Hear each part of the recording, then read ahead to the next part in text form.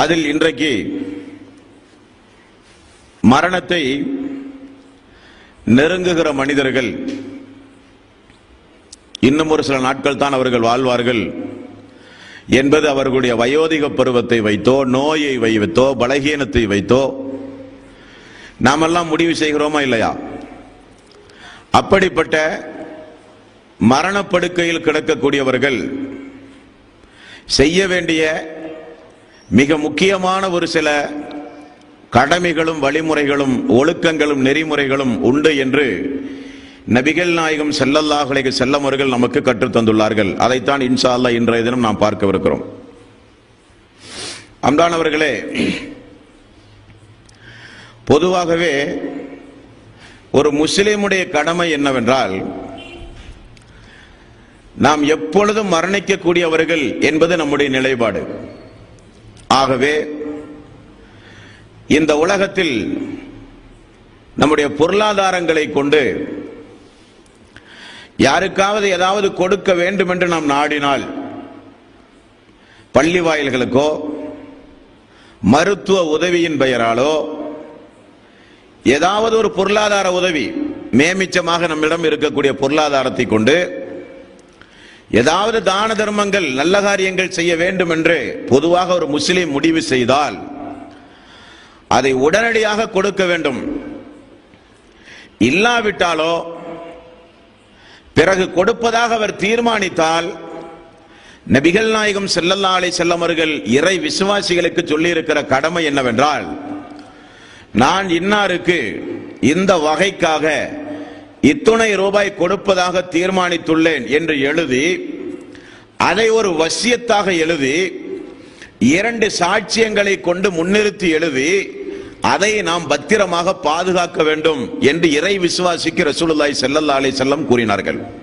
ஏன் அப்படி சொன்னார்கள்? பள்ளிவாசலுக்கு ஒரு 10,000 ரூபாய் கொடுக்கலாம் என்று நீங்கள் நிய்யத்து வைத்தீர்கள். வருகிற ஞாயிற்றுக்கிழமை கொடுப்போம், 4 நாள் பொறுத்து 3 நாள் பொறுத்து கொடுப்போம் என்று நிய்யத்து வைத்து விட்டீர்கள்.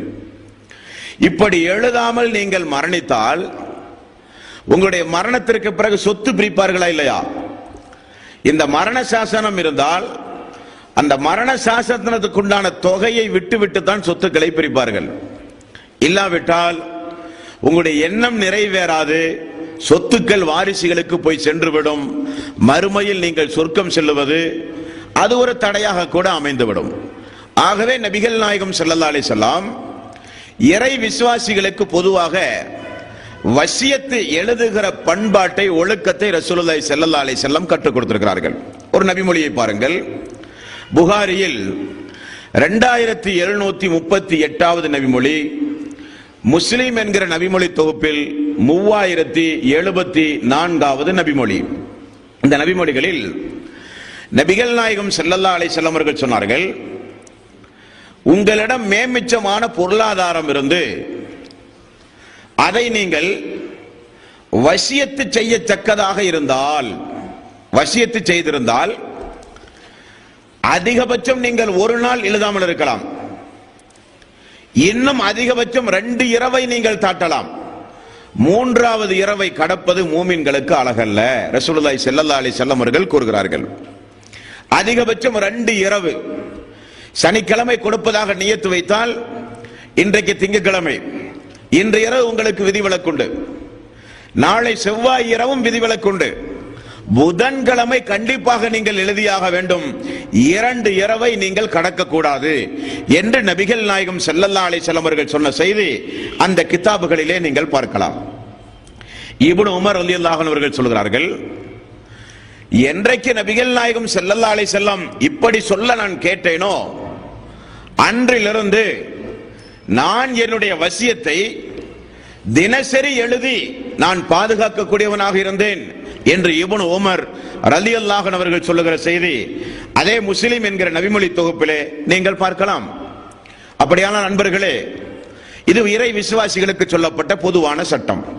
ஆனால் மரண தருவாயை நெருங்குகிற அன்பர்கள் கொஞ்சம் கூடுதலாக இதில் கவனம் செலுத்த வேண்டும். காரணம், இன்னும் ஒரு சில நாட்களில் அவர்கள் ஒரு சங்கடமான ஒரு சூழ்நிலை அவர்கள் அனுபவிக்க போகிறார்கள்.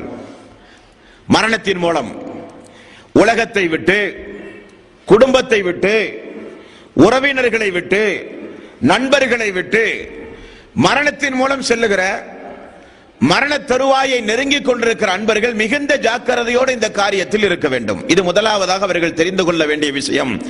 மரண தருவாயை நெருங்குகிற அன்பர்கள் வசியத்தை அவர்கள் ஏதாவது செய்திருந்தால் எழுதி கொள்வது இறை விசுவாசியுடைய முதலாவது கடமை. சரி, எழுதி கொள்கிறோம் என்கிற பெயரில் அநீதம் இழைக்கலாமா? எழுதி கொள்கிறோம் என்கிற பெயரில் எதை எழுத வேண்டும், யாருக்கு எழுத வேண்டும் என்றும் நபிகள் நாயகம் ஸல்லல்லாஹு அலைஹி வஸல்லம் நமக்கு சொல்லித் தருகிறார்கள். உதாரணத்திற்கு, ஒரு 5 லட்சம் ரூபாய் சொத்தோடு நீங்கள் மரணத்தை நெருங்குகிறீர்கள் என்று வைத்துக் கொள்ளுங்கள். 2 பிள்ளை, ஒரு மனைவி உங்களுக்கு உண்டு. அந்த 2 பிள்ளைக்கு மனைவிக்குமே வசியத்து செய்கிறோம் என்கிற பெயரில் ஒரு 2 லட்சம் ரூபாயோ 3 லட்சம் ரூபாயோ எடுத்து மரணத்திற்கு முன்னதாக நீங்கள் எழுதல் கூடாது. காரணம், வாரிசுகளுக்கு வசியத்து கிடையாது என்று ரசூலுல்லாஹி ஸல்லல்லாஹு அலைஹி வஸல்லம் அவர்கள் கூறிவிட்டார்கள். அல்லாஹ்வுடைய ரசூல் சொல்கிறார்கள், அல்லாஹு தஆலா உரிமை உள்ள ஒவ்வொருவருக்கும் அவரவருடைய உரிமையை அல்லாஹு தஆலா திருக்குர்ஆனின் மூலம் வழங்கிவிட்டான். சொத்துரிமை சட்டத்தின் மூலம். நீங்க வசியத்து செய்தாலும் சரி, வசியத்து செய்யாவிட்டாலும் சரி, நீங்கள் மரணித்தால் என்னவாகும்? உங்களுடைய 5 லட்சம் ரூபாயை மனைவி மக்களுக்கு சொத்துரிமை சட்டத்தின் கீழ் பிரித்து கொடுப்பார்களா இல்லையா? அப்படி உரிமையின் அடிப்படையில் கிடைக்கப்படுகிற நபர்களுக்கு, வாரிசுகளுக்கு நீங்கள் வசியத்து செய்தல் கூடாது. அந்த வசியத்து செல்லாது. அந்த வசியத்து செய்யும் பொழுது நமக்கு ஒரு 4-5 பிள்ளைகள் இருந்து ஒரு பிள்ளைக்கு மட்டும் கொஞ்சம் கூடுதல் பாசம் இருந்து ஏதாவது ஒரு பிள்ளைக்கு முழு சொத்தையும் எழுதலாமா? அதுவும் கூடாது. சொத்துரிமை தகராறுகள் தான் இன்றைக்கு நிறைய கொலைகள் நடக்கிறது. 2 தினங்களுக்கு 3 தினங்களுக்கு முன்னால் பார்த்தால் ஒரே குடும்பத்தில் 6 பேர் வெட்டி கொலை. சொத்துரிமை தகராறு. இருக்கிற சொத்துக்களை எல்லாம் அரசாங்கத்திற்கோ பள்ளி வாயிலுக்கோ, இருக்கிற சொத்துக்களை எல்லாம் நல்ல காரியத்திற்கோ வாரி மொத்தமாக கொடுக்கவும் இஸ்லாம் சொல்லவில்லை. அதுவும் மார்க்கத்தில் தடை செய்யப்பட்டிருக்கிறது. அல்லது உங்களுக்கு 2-3 பிள்ளைகள் இருக்கிறாங்க, ஒரு பிள்ளைக்கு கொஞ்சம் கூடுதல் கொடுக்கணும்னு நீங்க நினைக்கிறீங்க. வசியத்தின் மூலம் அவருக்கு ஒன்றும் செய்ய முடியாது. நீங்க இப்படி வசியத்தை செய்றீங்க, அந்த பிள்ளையினுடைய பிள்ளைக்கு ஒரு 2 லட்சம் ரூபாய் கொடுக்கறத நீங்க வசியத்து பண்றீங்க. இப்ப உங்களுடைய நோக்கம் என்ன? பிள்ளையினுடைய பிள்ளைக்கு கொடுத்தாலும் பிள்ளைக்கு போய் சேரும் என்கிற நோக்கத்தோடு அந்த சொத்துரிமை பிரிக்கும் பொழுது இன்ன பிற மக்களுக்கு அநீதம் இழைக்க வேண்டும் என்கிற எண்ணத்தோடு நீங்கள் அந்த சொத்துரிமையை வசியத்தின் மூலம் பங்கிட்டாலும் நபிகள் நாயகம் ஸல்லல்லாஹு அலைஹி வஸல்லம் அவர்கள் சொன்னார்கள், முறைகேடான வசியத். அல்லாஹு தஆலா 2வது அத்தியாயத்தின் 182வது வசனத்தில் அல்லாஹு தஆலா சொல்கிறான், ஃபமன் காஃப மின் மூசின் ஜனஃபன் அவ் இஸ்மன் ஃபஅஸ்லஹ பைனஹும் ஃபலா இஸ்ம அலைஹி. ஒரு மனிதர் மரண தருவாயில் ஏதாவது வசியத்தில் பாவத்தையோ அநீதத்தையோ முறைகேடையோ செய்து அவர் மரணித்தால் 2 சாட்சி வச்சிருப்பாரா இல்லையா? அந்த சாட்சி அந்த வசியத்தை நிறைவேற்றாமல் நியாயம், நீதி, நேர்மையோடு அந்த சாட்சி நடப்பது குற்றமில்லை என்று அல்லாஹு தஆலா சொல்கிறார். அப்ப வசியத்து செய்கிறோம் என்கிற பெயரில் அநீதி இழைத்தல் கூடாது. வாரிசுகளுக்கு வசியத்து செய்கிறோம் என்கிற பெயரில் முறைகேடான வசியத்துகள் செய்தல் கூடாது என்பதிலும் கவனம் செலுத்த வேண்டும். 3வது, உங்கள்கிட்ட ஒரு 5 லட்சம் ரூபாய் இருக்கிறது. 5 லட்சம் ரூபாயில் மரணத்தை நெருங்கி விட்டீர்கள். உதாரணத்திற்கு ஒரே ஒரு குழந்தை, ஒரு மனைவி, உங்களுடைய குடும்பம். 5 லட்சம் ரூபாயில் நாம் கொஞ்சமெல்லாம் எடுத்து பள்ளி வாயிலுக்கு கொடுத்து, ஒரு புள்ளதான இருக்கிறார், பள்ளி வாயிலுக்கு கொடுத்து மீதம் நம்முடைய மௌத்துக்கு பிறகு மனைவி மக்கள் எடுத்துட்டு போகட்டுமே அப்படின்னு சொல்லி நீங்க முடிவெடுக்கிறதாக இருந்தால் அந்த முடிவெடுக்கிற உரிமை உங்களுக்கு உண்டு. ஆனால் எவ்வளவு கொடுக்க வேண்டும் என்று இஸ்லாம் சொல்லுகிறதோ அதைத்தான் செய்ய முடியும். உதாரணத்திற்கு சஅத் ரலியல்லாஹு அன்ஹு ஒரு சம்பவத்தை பாருங்கள். புகாரியில் 1296வது நபிமொழி. சஅத் ரலியல்லாஹு அன்ஹு அவர்கள், சஅத் பின் நபி வக்காஸ் மரண தருவாயில் கிடக்கிறார், நோய்வாய்ப்பட்டு. ரசூலுல்லாஹி ஸல்லல்லாஹு அலைஹி வஸல்லம் அவரை பார்க்க போகிறார்கள். போகும் பொழுது, யா ரசூலல்லாஹ், எனக்கு ஒரே ஒரு மகள் தான் உண்டு, என்கிட்ட நிறைய சொத்துக்கள் உண்டு, 3இல் 2 பகுதி சொத்தை அல்லாஹ்வுடைய பாதையில் உங்களிடத்திலே தரவா? 3இல் 2 பகுதி சொத்து, உதாரணத்திற்கு 1 லட்சம் ரூபாய் இருந்தால் 66,000 ரூபாய் 2 பங்கு சொத்து நான் உங்களுக்கு தரவா யா ரசூலல்லாஹ் அல்லாஹ்வுடைய பாதையில்? ரசூலுல்லாஹி ஸல்லல்லாஹு அலைஹி வஸல்லம் கூடாது, அது ஹராம் என்றார்கள். அப்படியான ரசூலுல்லாஹ் யா ரசூலல்லாஹ் 3/2 பங்கு வேண்டாம், 50% பாதி பாதி தரவா யா ரசூலல்லாஹ்? அதுவும் ஹராம் என்றார்கள் நபிகள் நாயகம் ஸல்லல்லாஹு அலைஹி வஸல்லம். வேறு எவ்வளவு கொடுக்க யா ரசூலல்லாஹ்? 3/1 பகுதி. 1 லட்சம் ரூபாய் இருந்தால் 33,000 ரூபாய். 3/1 பகுதி கொடுப்பத்தான் உங்களுக்கு அனுமதி உண்டே தவிர அதுவும் கூடுதல் தான். சகோதரர்களே, தெரிந்து கொள்ளுங்கள், உம்முடைய வாரிசை பிறரிடம் கையேந்தாமல் தன்னிறைவோடு நீங்கள் விட்டு செல்வதுதான் மிகச்சிறந்த நல்ல காரியம் என்று நபிகள் நாயகம் ஸல்லல்லாஹு அலைஹி வஸல்லம் அப்படி வசியத்து செய்வதாக இருந்தாலும் கூடுதலாக 3/1 பகுதி தான் நன்மையான காரியங்களுக்கு நீங்கள் வசியத்து செய்ய முடியுமே தவிர மீதமெல்லாம் உங்களுடைய வாரிசுகளுக்கு போய் சேர வேண்டிய சொத்து என்று நபிகள் நாயகம் ஸல்லல்லாஹு அலைஹி வஸல்லம் இப்படிப்பட்ட ஒழுக்க நெறிமுறைகளை அப்படிப்பட்ட இறை விசுவாசிகளுக்கு கற்றுக் கொடுக்கிறார்கள். இது மரண தருவாயில் இருக்கிற மனிதர்கள் மிக முக்கியமாக கவனிக்கப்பட வேண்டும். அடுத்தது பாருங்கள், இப்பொழுது நீங்கள் எல்லாம் சம்பாதிக்கக்கூடிய நிறைய சொத்துக்கள் உங்களுக்கு இருக்கலாம். மரணம் உங்களுக்கு நெருங்கிவிட்டது. அந்த சொத்துக்களின் மூலம் நாம் சொர்க்கம் செல்வதற்கு உண்டான வழிமுறைகளை மேற்கொள்ள வேண்டுமா வேண்டாமா? கண்டிப்பாக வேண்டும். ஆகவேதான் நபிகள் நாயகம் ஸல்லல்லாஹு அலைஹி வஸல்லம் 3/1 பகுதி அல்லாஹ்வுடைய பாதையிலே நீங்கள் தர்மம் செய்யலாம். ஏன் இந்த மரண தருவாயில் உள்ளவர்களுக்கு ரசூலுல்லாஹி ஸல்லல்லாஹு அலைஹி வஸல்லம் இப்படிப்பட்ட உபதேசங்களை கொஞ்சம் கூடுதலாக செய்கிறார்கள் என்றால் நீங்கள் அங்கேதான் கவனிக்க வேண்டும். அல்லாஹ்வுடைய ரசூல் சொன்னார்கள், ஒரு மனிதன் மரணித்தால் அவனோடு அவனுடைய சொத்து செல்கிறது, அவனுடைய உறவினர்கள் செல்கிறார்கள். ஆனால் அடக்கிய பிறகு அவனுடைய சொத்தும் உறவினரும் திரும்ப வந்து விடுகிறது. உண்டுமா இல்லையா? சொத்துக்கள் யாருக்கு போகிறது? உங்களுடைய சம்பாதித்த சொத்துக்கள் எல்லாம் நீங்கள் நினைக்கிறீர்கள் நம்முடையது நம்முடையது நம்முடையது என்று. திடீரென அந்த மௌத்து வரும் பொழுது உங்களுடைய சொத்துக்கள் எல்லாம் உங்களுடைய மக்களுக்கு போய் சேருகிறது, மனைவிக்கு போய் சேருகிறது, சொத்து வாரிசுரிமை சட்டத்திற்கு உரிமைப்பட்ட மக்களுக்கு போய் சேருகிறது. உங்களுக்கு ஒன்றுமே கிடைக்காது.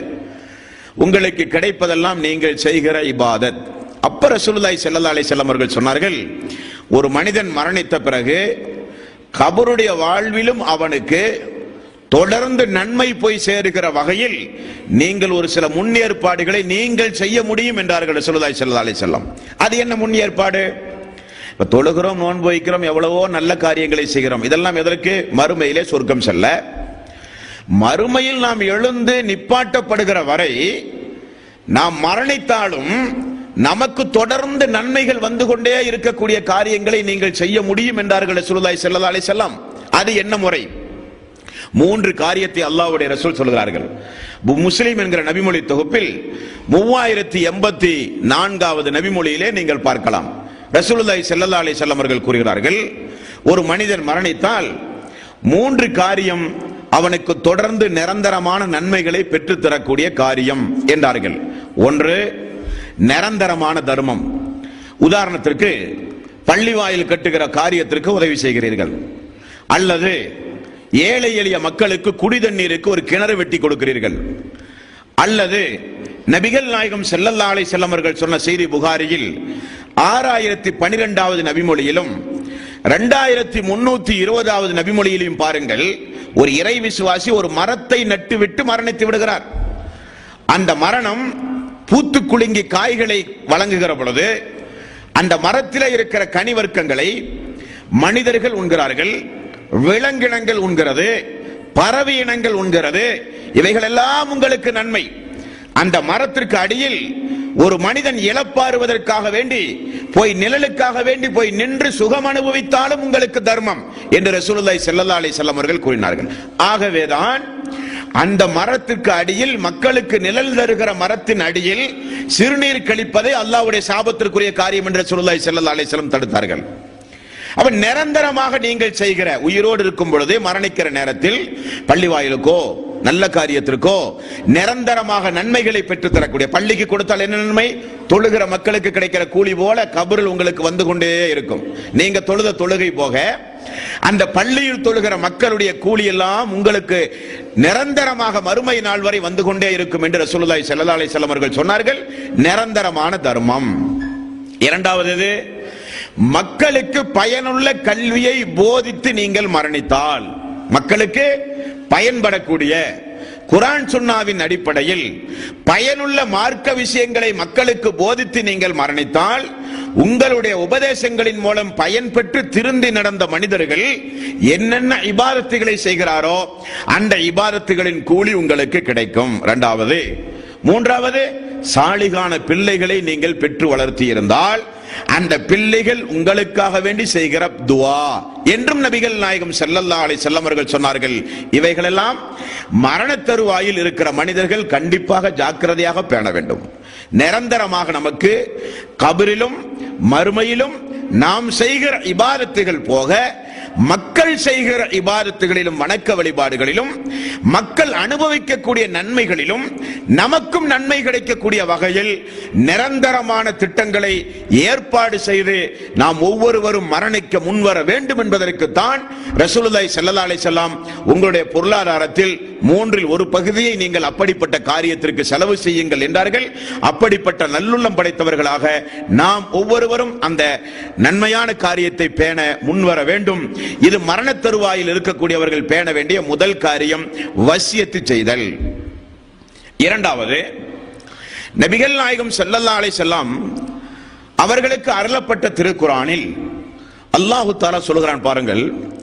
இப்ராஹிம் அலைஹிஸ்ஸலாத்து வஸ்ஸலாம், யாக்கூப் அலைஹிஸ்ஸலாத்து வஸ்ஸலாம் இவர்கள் எல்லாம் மரண தருவாயில் தன்னுடைய மக்களுக்கு செய்த வசியத்தை அல்லாஹ் தஆலா சொல்கிறான். நமக்கு மக்கள் இருப்பார்கள், மனைவிகள் இருப்பார்கள், உறவினர்கள் இருப்பார்கள், அக்கா தங்கைகள் இருப்பார்கள். இவர்களுக்கெல்லாம் மரண தருவாய் நெருங்குகிற பொழுது நாம் ஒரு சில வசியத்தை செய்ய கடமைப்பட்டிருக்கிறோம். காரணம், எங்கு பார்த்தாலும் இணை வைத்தல், பித்அத்துகள், அனாச்சாரங்கள், சடங்கு சம்பிரதாயங்கள் நிறைந்த ஒரு ஊரிலே நாம் வாழ்கிறோம். குடும்பங்களில் கூட ஏகத்துவம் சரிதாக இன்றைக்கு போய் செல்லவில்லை.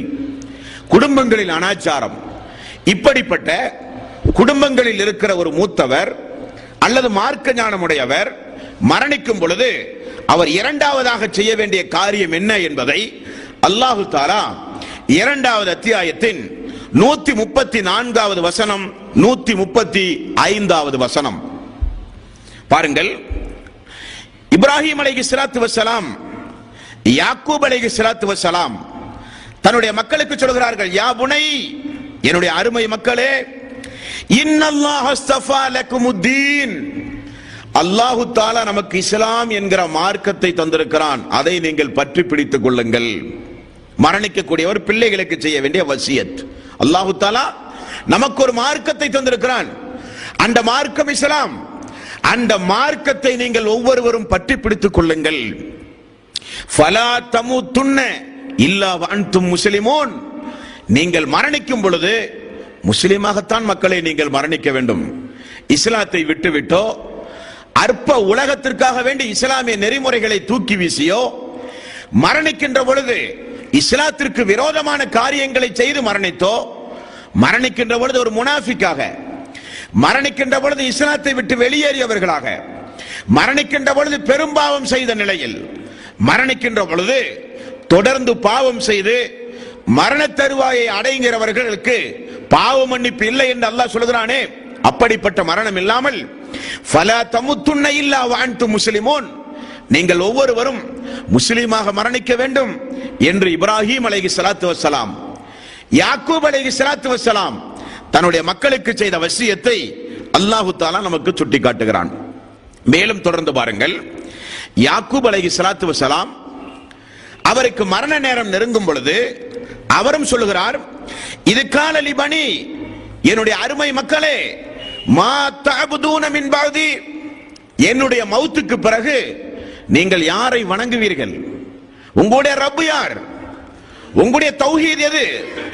உங்களுடைய இறைவன் யார் என்று கேட்கிறார்கள். மக்கள் சொல்கிறார்கள், காலு நஅபுது இலாஹக வ இலாஹ ஆபாயிக இப்ராஹீம வ இஸ்மாஈல வ இஸ்ஹாக் இலாஹன் வாஹித் வ நஹ்னு லஹு முஸ்லிமூன். இப்ராஹிம் நபி, இஸ்ஹாக் நபி, இஸ்மாயில் நபி எந்த அல்லாஹுவை பற்றி சொன்னார்களோ அந்த அல்லாஹ்வைத்தான் நாங்கள் பின்பற்றோம். நீங்கள் சமாதானமாக இருங்கள் தந்தையே, நாங்கள் அல்லாஹ்வைத்தான் பின்பற்றுவோம், உங்களுக்கு அது குறித்து எந்த கவலையும் வேண்டாம்.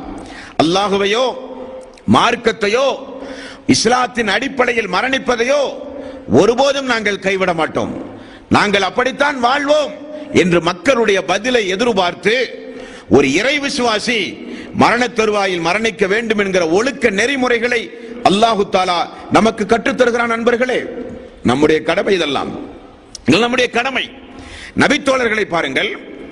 நபித்தோழர் ஒருவர் மரணிக்கிறார். மரணிக்கிற நேரத்தில் மக்களை எல்லாம் கூப்பிட்டு என்ன வசியத்து செய்கிறார்?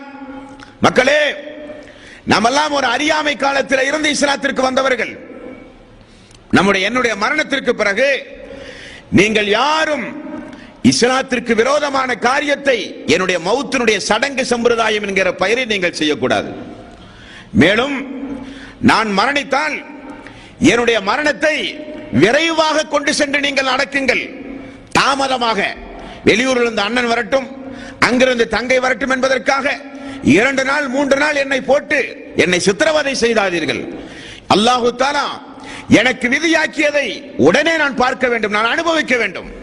ஆகவே என்னுடைய மரணத்தை விரைவாக நீங்கள் கொண்டு செல்லுங்கள், தாமதிக்காதீர்கள் என்றும் வசியத்து செய்கிறார். மூன்றாவது என்ன வசியத்து செய்கிறார்?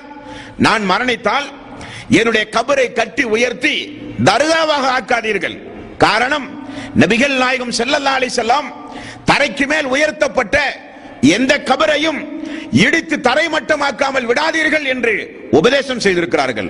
ஆகவே என்னுடைய கபரை நீங்கள் உயர்த்தி கட்டாதீர்கள். மேலும் அல்லாஹ்வுடைய ரசூல் சொன்னார்கள், என் மரண நேரத்தில் மார்பகத்தில் அடித்து அழுகிற பெண்கள், தலைகளில் அடித்து அழுகிற, ஒப்பாரி வைத்து அழுகிற பெண்கள் அல்லாஹ்வுடைய சாபத்துக்குரியவர்கள் என்றார்கள். என்னுடைய மரணத்தில் யாரும் அப்படி ஒப்பாரி வைத்து மார்க்கத்திற்கு புறம்பான மடத்தனமான அறியாமைத்தனமான வாசகங்களை சொல்லி அல்லாஹ்வை ஏசி ஒப்பாரி வைத்து அழுதல் கூடாது என்று நபித்தோழர்கள் மரண நேரத்தில் தங்களுடைய வாரிசுகளுக்கு செய்த வசியத்து சம்பவங்களை நீங்கள் குர்ஆனிலும் பார்க்கலாம், ஹதீஸிலும் பார்க்கலாம். நண்பர்களே, இவையெல்லாம் மரணம் நெருங்குகிற நாம் செய்ய வேண்டிய கடமை. தௌஹீதுக்காக வேண்டி எவ்வளவு போராடுகிறோம், ஏகத்துவத்தை நிலைநாட்ட எவ்வளவு பாடுபடுகிறோம். நாம் மரணித்தால் நம்முடைய வீட்டிலேயே வைத்து நமக்கு 3, 7, 40 என்றெல்லாம் கொண்டாடினால் என்ன நிலைமை உருவாகும்? இதை தடுப்பது நம்முடைய கடமை. ஆகவே இன்றைக்கு ஏகத்துவத்தை பின்பற்றுகிற நாம் எல்லாம் வசியத்தாக வீட்டில் எழுதி வைப்பது நல்லது. என்னுடைய மரணத்திற்கு பிறகு என்னுடைய மரணத்தின் பெயரால் எந்த வகையான அனாச்சாரங்களும் நடக்கக்கூடாது. என்னுடைய மரணம் சம்பவித்தால் என்னுடைய மரணத்திற்கு இணை வைக்கிற நபர்கள் தொலை வைக்கல் கூடாது. என்னுடைய மரணத்திற்கு யாரும் ஹத்தம் ஓதவோ யாசீன் ஓதவோ 3, 7, 40 வருட பாத்தியா என்கிற பெயரில் அனாச்சாரங்களை நடத்தவோ கூடாது. நான் மரணித்தால் என்னுடைய கபரில் வந்து நின்று கொண்டு மார்க்கத்திற்கு புறம்பான காரண காரியங்களை செய்வது கூடாது. காரணம், அல்லாஹ்வுடைய தூதர் நபிகள் நாயகம் ஸல்லல்லாஹு அலைஹி வஸல்லம் இவைகளை எல்லாம் வன்மையாக கண்டித்திருக்கிறார் என்று நாம் ஒவ்வொருவரும் வசியத்து செய்வது கட்டாயமா இல்லையா? கண்டிப்பாக செய்ய வேண்டும். காரணம், அப்படிப்பட்ட சமூக அமைப்பில் நாம் வாழ்கிறோம். இன்னும் ஏகத்துவம் போய் சேரவில்லை. நம்முடைய குடும்பத்தில் உள்ளவர்களுக்கு தெரியாது, சமூகத்திற்கு தெரியாது, நண்பர்களுக்கு தெரியாது. அப்படிப்பட்ட அமைப்பு முறையில் வாழுகிற நாம் இந்த நபித்தோழர் எப்படிப்பட்ட வழிமுறைகளை பேணினாரோ அந்த வழிமுறைகளோடு நாம் நம்முடைய மரண நேரத்தை கழிக்க வேண்டும். அல்லாஹு தஆலா அப்படிப்பட்ட வாய்ப்பை நம்ம எல்லோருக்கும் தந்தரல வேண்டும். இது இரண்டாவது காரியம். முதலாவது காரியம் என்ன? பொருளாதார ரீதியான வசியத். 3இல் 1 பாகம் நல்ல காரியங்களுக்கு செய்தல் வேண்டும். இரண்டாவது என்ன? நம்முடைய மக்களுக்கு இஸ்லாத்தை, ஏகத்துவத்தை வசியத்து செய்து நாம் மரணிக்க வேண்டும். மூன்றாவது, நம்முடைய மரணத்திற்கு பிறகு நம்முடைய குடும்பத்தார்கள் எப்படி நடக்க வேண்டும் என்பதை குறித்து நாம் வசியத்து செய்ய வேண்டும்.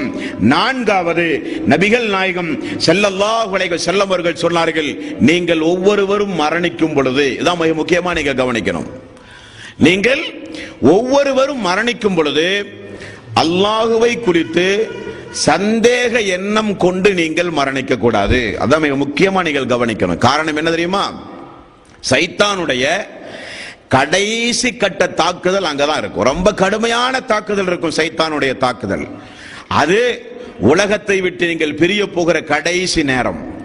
அந்த நேரத்தில் சைத்தான் உங்களை மனக்குழப்பத்திற்கு ஆளாக்கினாலோ, ரசூலுல்லாஹி ஸல்லல்லாஹு அலைஹி வஸல்லம் நேற்றைக்கு நாம் பார்த்தோமா இல்லையா, அல்லாஹ்வே மூளை குழம்பி மரணிப்பதை விட்டும் உன்னிடம் பாதுகாவல் தேடுகிறேன், ரசூலுல்லாஹ் நேற்றைக்கு துஆ செய்தாரா இல்லையா?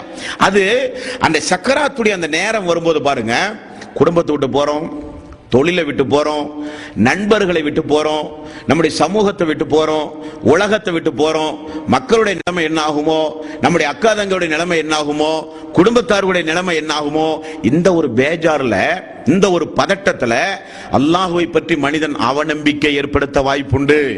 சைத்தான் மிகப்பெரிய தாக்குதல் தொடுப்பான். அந்த நேரத்தில் உங்களை ஒழுக்காட்டியாச்சும் நீங்க நரகம்தான். அதனால நபிகள் நாயகம் ஸல்லல்லாஹு அலைஹி வஸல்லம் அவர்கள் சொன்னார்கள், நீங்கள் மரணிக்கும் பொழுது அல்லாஹுவை குறித்து தெளிவான நல்ல எண்ணம் கொண்ட நிலையில் நீங்கள் ஒவ்வொருவரும் மரணிக்க வேண்டும் என்று ரசூலுல்லாஹி ஸல்லல்லாஹு அலைஹி வஸல்லம் அவர்கள் கூறினார்கள். இரண்டாவது, இந்த மௌத் வரும்போது எல்லாத்துக்கும் ஒரு பயம் வரும். என்ன பயம் வரும் தெரியுமா? ஒன்னு உலகத்தை விட்டு போறது, இரண்டாவது எவ்வளவு அநியாயம் செய்திருக்கிறோம், எவ்வளவு பாவமான காரியம் செஞ்சிருக்கிறோம், அல்லாஹு தஆலா நம்மளை மன்னிப்பானா, அல்லாஹு தஆலா நம்மளை தண்டிப்பானா, நம்முடைய நிலைமை என்ன, அல்லாஹுவை பற்றியே ஒரு சந்தேகம். இது இறை விசுவாசிக்கு வரக்கூடாது என்றார்கள் ரசூலுல்லாஹி ஸல்லல்லாஹு அலைஹி வஸல்லம். 12வது அத்தியாயத்தின் 87வது வசனம், சூரத் யூசுப். இந்த வசனத்தில் அல்லாஹு தஆலா இறை விசுவாசிகள் அல்லாஹுவை எப்படி நம்ப வேண்டும் என்று அல்லாஹ் சொல்கிறான் பாருங்கள். வலா தைஅசு மிர் ரௌஹில்லாஹ், அல்லாஹுவின் அருளை பற்றி நீங்கள் நம்பிக்கை இழக்காதீர்கள், அல்லாஹ்வுடைய அருளை பற்றி நீங்கள் நம்பிக்கை இழக்காதீர்கள். இன்னஹு லா யைஅசு மிர் ரௌஹில்லாஹி இல்லல் கௌமுல் காஃபிரூன், காஃபிரூன் நிச்சயமாக இறை நிராகரிப்பாளர்கள் தான் அல்லாஹ்வுடைய அருளின் மீது நம்பிக்கை இழப்பார்கள்.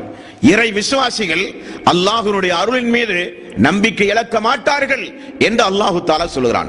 அல்லாஹ்வை பற்றி பூரணமான சந்தோஷத்தோடு அந்த நேரத்தில் நம்முடைய உள்ளத்தில் அல்லாஹ்வை பற்றி நினைத்தவர்களாக நாம் இருக்க வேண்டும். மேலும் நபிகள் நாயகம் ஸல்லல்லாஹு அலைஹி வஸல்லம் அவர்கள் சொல்கிறார் பாருங்கள், புகாரியில் 7504வது நபிமொழி, 7505வது நபிமொழி. இந்த ரெண்டு நபிமொழிகளும் பாருங்கள், அல்லாஹ் சொல்லுவதாக ரசூலுல்லாஹி ஸல்லல்லாஹு அலைஹி வஸல்லம் அவர்கள் சொன்னார்கள், என்னுடைய அடியான் என்னை சந்திக்க வேண்டும் என்று அவன் ஆசைப்பட்டால் அவனை சந்திக்க நானும் ஆசைப்படுவேன். ரசூலுல்லாஹி ஸல்லல்லாஹு அலைஹி வஸல்லம் அவர்கள் சொன்னார்கள், என்னுடைய அடியான் என்னை பற்றி அவனுடைய உள்ளத்தில் என்ன நினைக்கிறானோ அதற்கு ஏற்பத்தான் நான் அவனிடத்தில் நடப்பேன். எவ்வளவு அருமையான வாசகம் பாருங்கள்.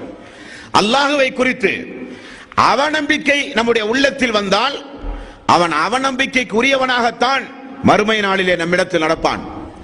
என்னுடைய இறைவன் நிச்சயம் என்னுடைய பாவத்தை மன்னிப்பான் என்று உறுதிபட நீங்கள் நம்பினால், என் மீது முழு நம்பிக்கை வைத்தான என்னுடைய அடியான் அவனை மன்னிக்காமல் இருந்தால் எப்படி? ஆகவே நான் அவனை மன்னித்து விட்டேன். இதுதான் அல்லாஹ்வுடைய நிலைப்பாடு. இதுதான் அல்லாஹ்வுடைய நிலைப்பாடு. உலகத்தில் வாழும் பொழுது ஏதாவது மனிதன் என்கிற அடிப்படையில் சைத்தானுடைய தூண்டுதலினால் பாவங்கள் செய்யும் பொழுது உடனே அந்த பாவத்திலே இருந்து திருந்தி அல்லாஹ்வை அஞ்சி வாழுகிற மக்களாக நாம் இருந்தால் மரண நேரத்தில் மனக்குழப்பம் வராமல் நாம் ஒவ்வொருவரும் பார்த்துக் கொள்ள வேண்டும். அதைத்தான் அல்லாஹ் சொல்கிறான், என்னுடைய அடியான் என்னை பற்றி என்ன நினைக்கிறானோ அதற்கேற்பத்தான் நான் நடப்பேன் என்று அல்லாஹ் சொல்கிறான். மரண தருவாயில் நாம் எல்லாம் இருக்கும்போது இந்த நபிமொழிகள் நமக்கு ஞாபகம் வரணும். அதுக்கு தான் இதெல்லாம் சொல்றோம். நமக்கு திடீரென ஒரு சக்கராத்துடைய வேதனை வரும் பொழுது இந்த நபிமொழிகள் எல்லாம் நமக்கு நினைவுக்கு வரணும். அல்லாஹ் பற்றி தப்பா நினைக்க கூடாது. அல்லாஹ் நம்ம என்ன நினைக்கிறோமோ அதற்கேற்றவாறு தான் அல்லாஹ் நம்மள்ட்ட நடப்பான். மேலும் 7524 புகாரில் வருகிற நபிமொழியை பாருங்கள். அல்லாஹ் சொல்வதாக ரசூலுல்லாஹி ஸல்லல்லாஹு அலைஹி வஸல்லம் அவர்கள் சொன்னார்கள், எனது அடியான் என்னை நினைவு கூறும் பொழுதும் என்னை பற்றி பேசி அவனுடைய உதடுகள் அசையும் பொழுதும் நான் அவனோடு இருக்கிறேன் என்று அல்லாஹ் சொல்வதாக நபிகள் நாயகம் ஸல்லல்லாஹு அலைஹி வஸல்லம் அவர்கள் சொன்னார்கள். அல்லாஹ் என்பவன் அப்படிப்பட்ட அளம்பெரும் கருணையுடையவன். அவனை பற்றி அவனுடைய ரஹமத்திலோ அவனுடைய பாவங்களை மன்னிப்பான் என்கிற மன்னிக்கும் தன்மையிலோ நரகத்திலே இருந்து நம்மை நிச்சயம் காப்பான் என்கிற அந்த ஒரு அச்சத்திலோ எந்த சந்தேகம் நமக்கு வேண்டாம். மரண நேரத்தில் மிகுந்த ஜாக்கிரதையோடு இருக்க வேண்டும். அல்லாஹுவை பற்றி தவறான எண்ணம் கொண்ட நிலையில் நாம் நிச்சயம் மரணிக்க கூடாது. நண்பர்களே பாருங்கள், ஒரு நபித்தோழர் சக்கராத்துடைய நேரத்திலே கிடக்கிறார். அவரை பார்ப்பதற்காக நபிகள் நாயகம் ஸல்லல்லாஹு அலைஹி வஸல்லம் போகிறார். போன உடனே அல்லாஹ்வுடைய ரசூல் கேட்கிறார். திருமதி இப்னு மாஜா போன்ற நபிமொழி தொகுப்பில் இந்த ஹதீஸை நீங்கள் பார்க்கலாம். ரசூலுல்லாஹி ஸல்லல்லாஹு அலைஹி வஸல்லம் கேட்டார்கள், தோழரே, இப்பொழுது உம்முடைய மனதினுடைய நிலைப்பாடு எப்படி இருக்கிறது? உன் மனசு இப்ப எப்படி இருக்கு? உன்னுடைய நிலை என்ன என்று கேட்டார்கள். அந்த தோழர் சொல்லுகிறார், யா ரசூலல்லாஹ், அல்லாஹ்வின் மீது சத்தியமாக நான் சொல்லுகிறேன் யா ரசூலல்லாஹ். என்ன என்று கேட்டார் ரசூலுல்லாஹி ஸல்லல்லாஹு அலைஹி வஸல்லம்.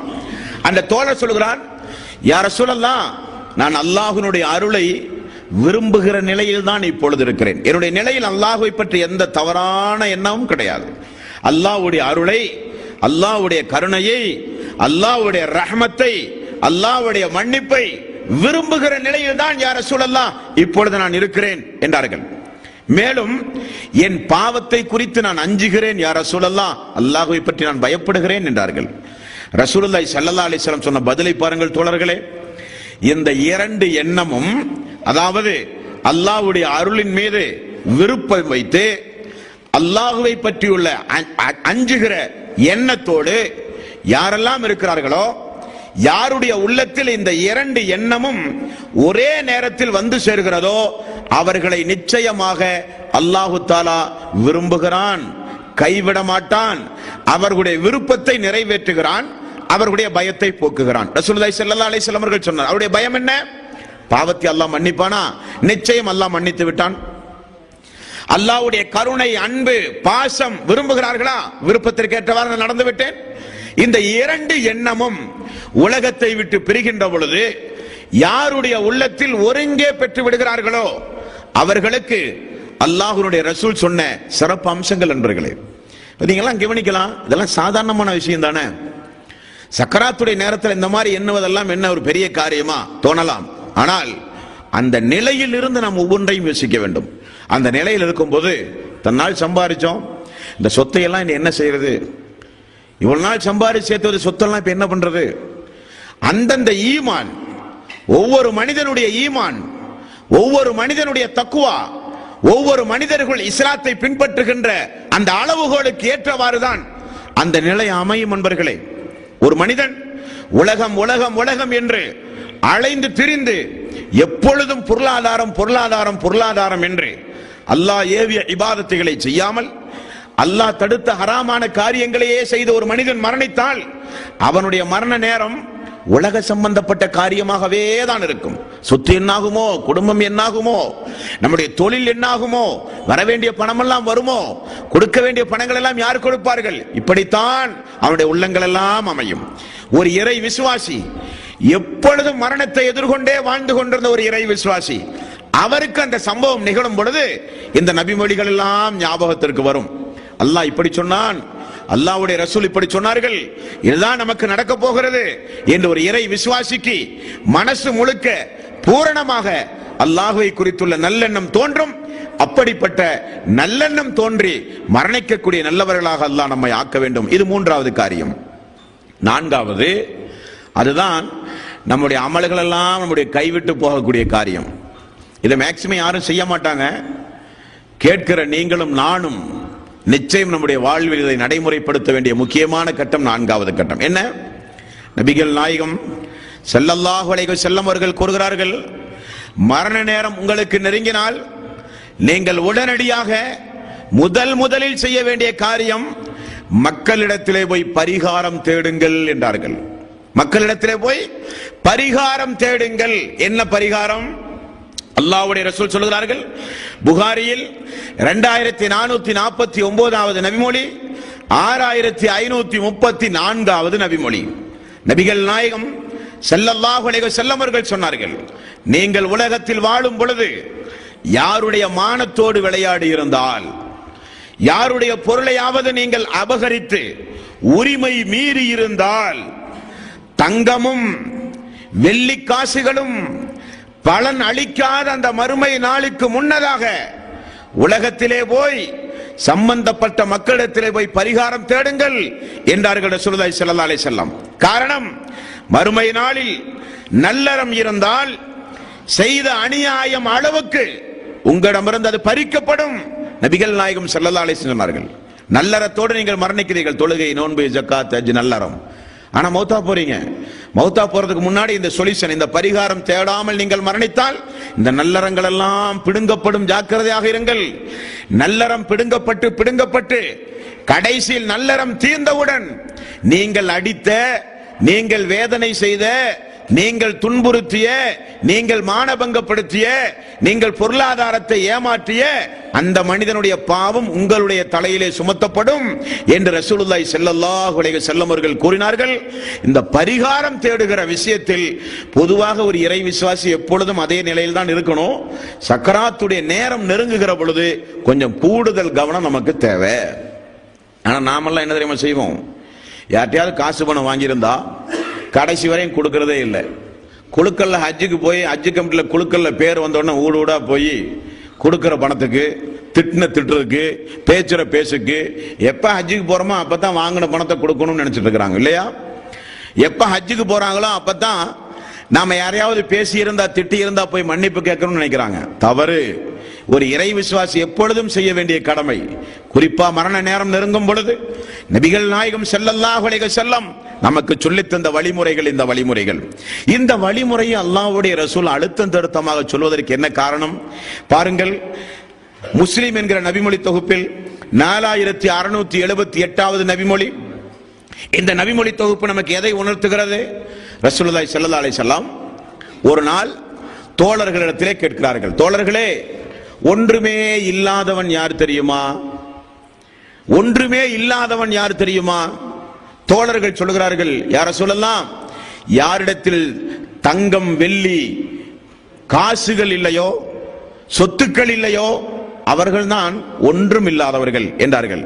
நபிகள் நாயகம் ஸல்லல்லாஹு அலைஹி வஸல்லம் சொன்னார்கள், அவர்கள் அல்ல, திவாலானவர்கள், திடீரென இழந்தவர்கள், ஒன்றுமில்லாதவர்கள். ஒரு சில பேரை பார்த்தீங்கன்னா பிறக்கும் போதே ஏழையாவே இருப்பாங்க. அவர்களுக்கு சொல்லப்பட்ட வார்த்தை அல்ல ஒன்றுமில்லாதவர்கள் என்று. எல்லாம் இருந்தது, திடீரென ஒரு பூகம்பம் வந்தது. காலையில பார்த்தீங்கன்னு சொன்னா திவாலா நிக்கிறோமா இல்லையா? எல்லாம் இருந்தது, பயண நேரத்தில் எல்லாம் இழந்து விட்டு திடீரென நிற்கிறார்களா இல்லையா? இருந்ததை இழந்தவன் தான் திவாலானவன். ஒன்றும் இல்லாமல் காலமெல்லாம் வாழ்ந்துட்டு இருக்கிறவனுக்கு சொல்லப்படக்கூடிய நபிமொழி அல்ல. இருந்து திடீரென இல்லாமல் போனவன் யார் தெரியுமான்னு சொன்ன உடனே சஹாபாக்கள் எல்லாம், யார சொல்லலாம், வசதி வாய்ப்பை தானே சொல்லுகிறீர்கள்? அல்ல. ஒரு மனிதன் மறுமை நாளில் தொழுகையோடு வருவான், ஜக்காத்தோடு வருவான், நோன்பு வைத்த நிலையில் வருவான். அதே நேரத்தில் அவன் ரசூலுல்லாஹி ஸல்லல்லாஹு அலைஹி வஸல்லம் பயன்படுத்திய வாசகங்களை பாருங்கள்.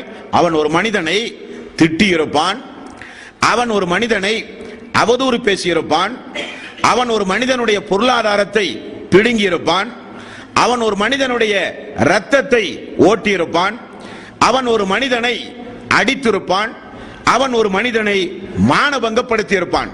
இப்படி எல்லோரும் வருவார்கள் மறுமை நாளில். ஆனால் இவனோ அல்லாஹ்விடம் ஒரு கட்ட விசாரணை முடிந்து, இன்ஷா அல்லாஹ் மறுமையுடைய பாடத்தில் விரிவாக பார்ப்போம், ஒரு கட்ட விசாரணை முடிந்து சொர்க்கத்துடைய வாசலில் இந்த அடியான் நின்று கொண்டிருப்பான். அதுதான் மிக முக்கியமாக நீங்கள் கவனிக்கப்பட வேண்டியது. அந்த அமல்களை எல்லாம் வைத்து தராசில் எடை போட்டு நன்மை தட்டு அதிகரித்து அந்த அமல்களை எல்லாம் கையிலே வைத்து சொர்க்கத்துடைய வாசலில் திறந்தால் சொர்க்கத்திற்குள் நுழைவதற்காக சொர்க்கத்திற்கு வெளியே நிற்பான். அதே போல பாவச்சுமைகளை எல்லாம் சுமந்து கொண்டு நரக வாசலுக்கு வெளியே அந்த கூட்டம் அங்கே நிற்பார்கள், சொர்க்கவாசி இங்கே நிற்பார்கள். இப்பொழுதுதான் நபிகள் நாயகம் ஸல்லல்லாஹு அலைஹி வஸல்லம் அவர்கள் சொன்னார்கள், இருந்ததை உடனடியாக இழந்தவன் யார் தெரியுமா? திவாலானவன் யார் தெரியுமா? கண் மூடி திறக்குவதற்குள் நரகவாசி இங்க நிற்பார்கள், சொர்க்கவாசி அங்கே நிற்பார்கள். அதுதான் மிக முக்கியமாக இறை விசுவாசிகள் கவனிக்கப்பட வேண்டியது. நபிகள் நாயகம் ஸல்லல்லாஹு அலைஹி வஸல்லம் அவர்கள் சொன்னார்கள், இப்படி உங்களால் பாதிக்கப்பட்ட மனிதர்கள் எல்லாம் மறுமையிலே வருவார்கள். யா அல்லாஹ், என்னை அடித்தான், அடித்த அளவை அல்லாஹு தஆலா எடை போடுவானாம். அதான் முக்கியமா நீங்க கவனிக்கணும். நபிகள் நாயகம் ஸல்லல்லாஹு அலைஹி வஸல்லம் அவர்கள் மறுமையை பற்றி பேசும்போது நபித்தோழர் எழுந்து கேட்டார், யா ரசூலல்லாஹ், எனக்கு அடிமை உண்டு, கோபம் வரும் பொழுது நான் அவனை அடிப்பதும் உண்டு.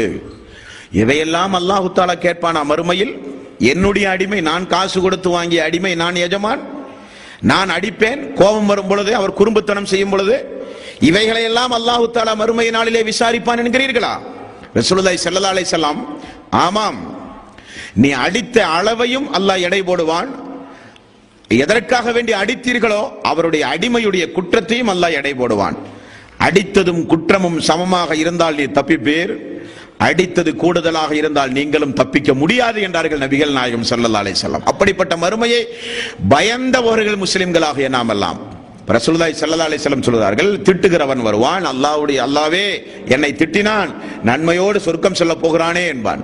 உடனே அல்லாஹ் திட்டுவதை எடை போடுவான், அந்த திட்டுதலுக்குண்டான நன்மையை கொஞ்சம் அவனிடமே இருந்து எடுங்கள் என்பார்கள். ஒரு 40 வக்து தொழுகையோ ஒரு வருஷ தொழுகையோ அல்லாஹ் தஆலா எடுக்க சொல்லுவான். திரும்ப வருவான், யா அல்லாஹ் பொருளாதாரத்தை வாங்கினான், கேட்க போனேன், ஆளை வச்சு மிரட்டினான், அடிச்சான், பொருளாதார மோசடி செய்தான், அப்படியா அவருடைய நோன்பை கொஞ்சம் எடுங்கள். யா அல்லாஹ் என்னை மானபங்கப்படுத்தினான், அவருடைய ஜக்காத்தை கொஞ்சம் எடுங்க. அப்படி எடுத்து எடுத்து எடுத்து கொடுத்து ரசூலுல்லாஹி ஸல்லல்லாஹு அலைஹி வஸல்லம் அந்த ஹதீஸிலே பயன்படுத்துகிற வாசகத்தை பாருங்கள். கணக்கு தீர்க்கப்படுகிற நேரம் வரை அப்படியே கொடுத்து கொண்டே இருக்கும், நன்மைகள் எடுக்கப்பட்டு கொண்டே இருக்கும். நன்மையுடைய தாள் எந்த நன்மையும் இல்லாத அளவுக்கு வெள்ளை தாளாக மாறிவிடும். இனி யாராவது கம்ப்ளைண்ட் பண்ணா கொடுக்கிறதுக்கு ஒண்ணு இருக்காது. அப்பொழுதும் 2-3 பேர் வருவார்கள், யா அல்லாஹ் வரதட்சணை வாங்கி இந்த பாவி என்ன கல்யாணம் பண்ணி குடும்பம் செஞ்சான். உம்மாக்காரி வருவா, யா அல்லாஹ் பொண்டாட்டி பேச்ச கேட்ட சோறு தண்ணி தராம அடிச்சு என்ன துன்புறுத்தினா. தாய் வருவா, நண்பர்கள் வருவார்கள், மக்கள் வருவார்கள். அல்லாஹ் தஆலா நன்மை உண்டுமா என்று கேட்பான். இல்லை. உங்களிடத்தில் என்ன உண்டு? வெறும் பாவத்தை செய்து நரகத்துக்கு போறதுக்கு நிக்கிறாங்க அவங்க எல்லாம். அவரிடத்தில் தீமைகள் இருக்கிறது. தீமைகளை எல்லாம் எடுத்து தீமை செய்யாத இவனுடைய தலையிலே சுமத்தி இவனை நரகத்திற்கு முன்னாலும் அவர்களை சொர்க்கத்திற்கு முன்னாலும் நிறுத்துவானே அல்லாஹ், அவன்தான் திவாலானவன் என்று நபிகள் நாயகம் ஸல்லல்லாஹு அலைஹி வஸல்லம் அவர்கள் சொல்லிவிட்டு சொன்னார்கள், மரண நேரம் நெருங்குகிற பொழுது ஒவ்வொரு இறை விசுவாசியும் பரிகாரம் தேடுங்கள். மக்களிடத்திலே போய் பரிகாரம் தேடுங்கள். இல்லாவிட்டால் எதை கொண்டு சொர்க்கம் செல்வதற்காக சக்கராத்துடைய நேரத்தில் மரணத்திலே இருக்கிறீர்களோ அது உங்களுக்கு மறுமையில் பயன் தராது, அழிந்து போகும் என்றார்கள் ரசூலுல்லாஹி ஸல்லல்லாஹு அலைஹி வஸல்லம். அந்த நிலையிலிருந்து அல்லாஹ் நம் எல்லோரையும் காப்பாற்ற வேண்டும். நாம் உயிரோடு வாழும் பொழுது மனித உரிமை மீறலில் ஈடுபடாமல் நாம் செய்த இபாதத்தை நாம யாருக்கும் கொடுக்க கூடாது. நாம செய்யற இபாதத் நமக்கு தான். நாம செய்யற இபாதத்தை கொண்டு நாம சொர்க்கம் போகணுமே தவிர நாம செய்கிற இபாதத்தை கொண்டு இன்னொரு மனிதன் சொர்க்கம் போனால் என்ன இபாதத் இந்த இபாதத்? ஆகவே உரிமை மீறலில் அதிக கவனம் செலுத்த வேண்டும். சரி, இப்படி ரசூலுல்லாஹி ஸல்லல்லாஹு அலைஹி வஸல்லம் அவர்கள் சொன்னார்களே, ஃபضل இப்னு அப்பாஸ் ரலியல்லாஹு அன்ஹு அவர்கள் அறிவிக்கிற செய்தி புகாரியில் பாருங்கள். இப்படி சொன்ன ரஹமத்துல் ஆலமீன் எப்படி நடந்தார்கள் என்பதை நம்ம நீங்க கவனிக்கணும். எப்படி நடந்தார்? அவருக்கு சக்கராத்துடைய வேதனை வந்து தொடர்ந்து ஒரு வார காலம் நோய்வாய்ப்பட்டு மரணித்தவர் நபிகள் நாயகம் ஸல்லல்லாஹு அலைஹி வஸல்லம். மரணிப்பதற்கு முன்னதாக தலையில் ஒரு சிவப்பு துண்டை கட்டி ஃபضل இப்னு அப்பாஸே என்று அழைத்தார்கள். என்ன யா ரசூலல்லாஹ், என்னுடைய கையை பிடித்து பள்ளிக்கு கொஞ்சம் அழைத்து செல்லுங்களேன். சரி யா ரசூலல்லாஹ், நான் அல்லாஹ்வுடைய ரசூலை அழைத்து சென்றேன். நபிகள் நாயகம் ஸல்லல்லாஹு அலைஹி வஸல்லம் பள்ளியினுடைய மிம்பரின் மீது ஏறினார்கள். அல்லாஹ்வுடைய ரசூல் மிம்பரின் மீது ஏறி அமர்ந்தார்கள். அமர்ந்து மக்களை பார்த்து சொன்னார்கள், நான் இப்பொழுது உங்களிடத்தில் கணக்கு தீர்ப்பதற்காக வேண்டி வந்திருக்கிறேன், பரிகாரம் தேடி வந்திருக்கிறேன் என்றார்கள் ரசூலுல்லாஹி ஸல்லல்லாஹு அலைஹி வஸல்லம். சொல்லிவிட்டு சொன்னார்கள், நான் யாரையாவது அடித்திருந்தால் இதோ இந்த முஹம்மதை உங்களிடத்தில் இப்பொழுது ஒப்படைக்கிறேன் என்று மேலாடையை கலட்டி ரசூலுல்லாஹி ஸல்லல்லாஹு அலைஹி வஸல்லம் மிம்பர் படியிலே அமர்கிறார்கள். ஃபضل இப்னு அப்பாஸ் அவர்களே, மக்களை எல்லாம் சப்தம் போட்டு எனக்கு முன்னால் அமர சொல்லுங்கள், என்னால் பேச முடியாது. ரசூலுல்லாஹி ஸல்லல்லாஹு அலைஹி வஸல்லம், என்னால் குரலை உயர்த்தி பேச முடியாது, மக்களை எல்லாம் கொஞ்சம் சப்தம் போட்டு எனக்கு முன்னால் வந்து அமர சொல்லுங்கள். அமர்ந்தார்கள். தோழர்களே, நான் யாரையாவது அடித்திருந்தால் இதோ என்னை உங்களிடத்தில் ஒப்படைக்கிறேன், அடித்து பழிதீர்த்துக் கொள்ளுங்கள். யாரையாவது நான் திட்டி இருந்தால் என்னை திட்டி நீங்கள் பழிதீர்த்துக் கொள்ளுங்கள் என்றார்கள். சஹாபாக்கள் எல்லாம் கதிகலங்கி போய்விட்டார்கள். தொடர்ந்து சொல்கிறார்கள், நான் குரோத எண்ணம் உடையவன் அல்ல, உங்களுக்கு தெரியும். நான் பழி வாங்கும் குணமுடையவனும் அல்ல, உங்களுக்கு தெரியும். ஆனால் நீங்கள் தெரிந்து கொள்ளுங்கள், இன்றைக்கு எனக்கு அதிக விருப்பமுடையவர் யார் தெரியுமா? என்னை பழி வாங்குகிறவர் என்றார்கள் ரசூலுல்லாஹி ஸல்லல்லாஹு அலைஹி வஸல்லம். என்னை பழி வாங்குகிறவர் என்றார்கள். இந்த முஹம்மது அவரிடத்தில் கணக்கு தீர்ப்பவரை அதிகம் அதிகம் நேசிக்கிறேன் என்றார்கள் ரசூலுல்லாஹி ஸல்லல்லாஹு அலைஹி வஸல்லம். சொல்லி முடித்தவுடன் லொஹருடைய நேரம். மிம்பரில் இருந்து கீழே இறங்கி லொஹர் தொழுதார்கள் ரசூலுல்லாஹி ஸல்லல்லாஹு அலைஹி வஸல்லம். லொஹர் தொழுது மீண்டும் மிம்பருக்கு மேல் ஏறி எல்லோரும் கொஞ்சம் அருகிலே வாருங்கள், இப்னு ஃபضல் இப்னு அப்பாஸே அறிவிப்பு செய்யுங்கள். மீண்டும் மக்கள் நெருக்கமாக வந்தார்கள். மீண்டும் இரண்டாவது முறை, முஹம்மதை உங்களிடத்திலே ஒப்படைக்கிறேன், பழி தீர்த்துக் கொள்ளுங்கள். உலகத்தில் தீர்க்கப்பட வேண்டிய காரியம் இவைகளெல்லாம் உலகத்தில் தீர்க்கப்பட வேண்டிய காரியம். இந்த முஹம்மதாகிய நான் பரிசுத்த தன்மையோடு, உள்ளத்தில் எந்த கசப்பும் இல்லாமல், உள்ளத்தில் எந்த கசடும் இல்லாமல், உள்ளத்தில் எந்த வேதனையும் இல்லாமல், பரிசுத்த ஆன்மாவோடு சந்தோஷத்தோடு இந்த உலகத்திலே இருந்து நான் மரணிக்க விரும்புகிறேன், நீங்கள் உபகாரம் செய்யுங்கள் என்றார்கள் ரசூலுல்லாஹி ஸல்லல்லாஹு அலைஹி வஸல்லம். இது அல்லாஹ்வுடைய ரசூலிடமிருந்து நாம் படிக்க வேண்டிய பாடம். முஹம்மது நபி ஸல்லல்லாஹு அலைஹி வஸல்லம் வாழ்க்கை வரலாற்றை தெரியாத நிறைய மக்கள் உண்டு. வாரால் இஸ்லாத்தை பரப்பினார்கள் என்றும், கொடூரத்தன்மையோடு நடந்து கொண்டார்கள் என்றும், ஆட்சியின் கீழ் இருக்கிற பிற மதத்தவர்களிடத்திலே கொடூர தன்மையோடு கொடும் செயலில் ஈடுபட்டு மக்களை கொடுமை செய்தார்கள் என்றெல்லாம் வரலாறு தெரியாதவர்கள், தவறாக அல்லாஹ்வுடைய ரசூலை புரிந்தவர்கள் இருக்கலாம். ஆனால் நபிகள் நாயகம் ஸல்லல்லாஹு அலைஹி வஸல்லம் மரண நேரத்தில் மக்களிடத்தில் ஆற்றிய இறுதி உரை இன்று வரை அவருடைய வாழ்க்கை குறிப்பு கிதாபுகளிலே, ஹதீஸ் புத்தகங்களிலே பதிவு செய்யப்பட்டிருக்கின்றது. அதைத்தான் நபிகள் நாயகம் ஸல்லல்லாஹு அலைஹி வஸல்லம் நமக்கு சொல்லித் தந்தார்கள். மரண நேரம் நெருங்கும் பொழுது பரிகாரம் தேடுங்கள், மக்களிடத்திலே போய் கணக்கு தீர்த்துக் கொள்ளுங்கள், உலகத்திலேயே முடிக்கப்பட வேண்டும். இல்லாவிட்டாலோ அங்கே வருவார்கள் இவர்கள் எல்லாம். இந்த உலகத்தில் நீங்கள் அப்படிப்பட்ட கணக்கு தீர்க்கப்படாவிட்டால் அங்கே வருவார்கள் என்றார்கள். இந்த உரையினுடைய தொடரில் தான் ரசூலுல்லாஹி ஸல்லல்லாஹு அலைஹி வஸல்லம் அவர்கள் சொன்னார்கள், உங்களில் யாராவது விரும்பத்தகாத மானக்கேடான காரியத்தை செய்தவர்கள் யாராவது இருந்தால் சொல்லுங்கள், நான் உங்களுக்காக துஆ செய்கிறேன் என்றார்கள். ஒரு நபித்தோழர் அந்த உரையினுடைய தொடக்க முஸ்லிம் என்கிற நபிமொழி தொகுப்பில் 4678வது நபிமொழி உண்டா இல்லையா, அதனுடைய தொடரில் அவர்கள் நபிமொழியுடைய வாசகத்தை பாருங்கள். ஒரு நபித்தோழர் எழுந்து சொல்கிறார், யா ரசூலல்லாஹ், நான் அதிகம் பொய் பேசுகிறேன், நான் ஒரு முனாஃபிக் தன்மையோடு இந்த உலகத்தில் வாழ்கிறேன் என்று எழுந்து நின்று சொல்லுகிறார். உமர் ரலியல்லாஹு அன்ஹு சபையில இருக்கிறார். உமர் அவர்கள் எழுந்து சொல்லுகிறார், யா ரசூலல்லாஹ், ஒரு இறை விசுவாசி தன்னை தானே தாழ்த்திக் கொள்ளக் கூடாது, இவர் ஏன் அவரை தன்னை தாழ்த்தி வெளியே இப்படி பகிரங்கமாக பேசி கேவலப்பட்டு போகிறார்? உடனே ரசூலுல்லாஹி ஸல்லல்லாஹு அலைஹி வஸல்லம், கத்தாவின் மகனே, உங்களுக்கு தெரியுமா, கியாமத் நாளில் லட்சோப லட்ச கோடான கோடி மக்கள் மத்தியில் அல்லாஹ் தஆலா இந்த குற்றத்தை பகிரங்கமாக விசாரித்தால் அவருக்கு எவ்வளவு கேவலம் ஏற்படும், அதை ஒப்பிட்டு பார்க்கும்போது இது ஒன்றுமல்ல, நீங்கள் அமருங்கள் என்று சொல்லி அந்த தோழருக்கு, அல்லாஹுவே, அவர் எப்பொழுதும் வாய்மையோடு நடக்க நீ உதவி செய், உள்ளத்தில் இருக்கிற நிஃபாக்கை நீ அகற்றியா அல்லாஹ் என்று அந்த தோழருக்கு ரசூலுல்லாஹி ஸல்லல்லாஹு அலைஹி வஸல்லம் துஆ செய்தார்கள் என்று பார்க்கிறோம் அன்பர்களே. அப்படியானால் நான்காவதாக, மரண நேரத்தை நெருங்குகிற அன்பர்கள், தாய்மார்கள் உன்னிப்பாக கவனிக்க வேண்டும். இஸ்லாமிய சகோதர சகோதரிகள் மிக அதிக கவனத்தோடு கவனிக்க வேண்டும். மரண நேரம் நெருங்கும் பொழுது எதை கொண்டு சொர்க்கம் சொல்ல போகிறோமோ, எதை கொண்டு மலக்குமார்கள் நற்செய்தி சொல்லி இப்ப உயிரை வாங்க போறார்களோ, அது நமக்கு தன்னிறைவாக இருக்க வேண்டும். நமக்கு மறுமை நாளிலே நரகம் கிடைக்க கூடாது. நாம் செய்கிற இபாதத் நமக்கு வேண்டும். செய்கிற இபாதத்தை பாதுகாக்க பழக வேண்டும். செய்கிற இபாதத்தை பிறருக்கு கொடுக்க பழகினால் அதற்கு பேர் இபாதத்தே அல்ல. அப்ப மரண நேரம் நெருங்கும் பொழுது நாலாவதாக நாம் கடைபிடிக்க வேண்டிய ஒழுக்க நெறிமுறையில் முக்கியமானது, மக்கள் மத்தியிலே போய் கணக்கு தீர்க்க வேண்டும், பரிகாரம் தேட வேண்டும். ஏதாவது அநியாயங்கள் புரிந்திருந்தால் சம்பந்தப்பட்ட நபர்களிடத்திலே போய் பாவ மன்னிப்பு தேட வேண்டும். இது மிக முக்கியமாக நாம் பேண வேண்டிய மிக முக்கியமான ஒரு அம்சம் அன்பர்களே. இனியும் நபிகள் நாயகம் ஸல்லல்லாஹு அலைஹி வஸல்லம் மரண நேரத்தில் உள்ளவர்கள் பேண வேண்டிய இன்னும் ஒரு சில முக்கியமான காரியங்கள் உண்டு. அந்த மரண நேரத்தில் அருகில் நிற்பவர்கள் அவர்களுக்கு சொல்லிக் கொடுக்க வேண்டிய இன்னும் ஒரு சில முக்கியமான நினைவூட்டல் சம்பவங்களும் உண்டு. இன்ஷா அல்லாஹ் அதை நாம் நாளைய தினம் பார்ப்போம். வாஹிரு தவ்வானா அனில் ஹம்துலில்லாஹி ரப்பில் ஆலமீன். அஸ்ஸலாமு அலைக்கும் வரஹ்மத்துல்லாஹி வபரகாத்துஹு.